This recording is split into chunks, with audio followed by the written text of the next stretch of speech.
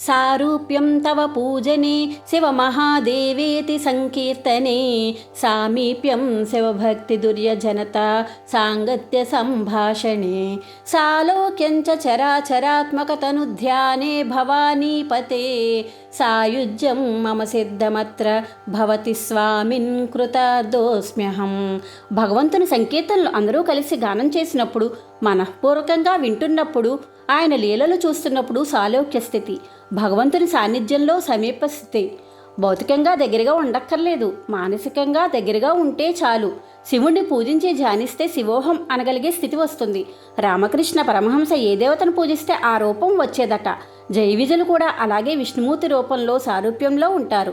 విశ్వం యావత్తును పరమాత్మ దేహంగా భావిస్తే అన్నీ పరమాత్మని భాగాలే అని అనుభూతి వస్తుంది. పరమాత్మలో భాగమై సాయుధ్యముక్తి పొందుతాం, ఇహంలోనే ముక్తిని పొందవచ్చు అని చెప్పారు.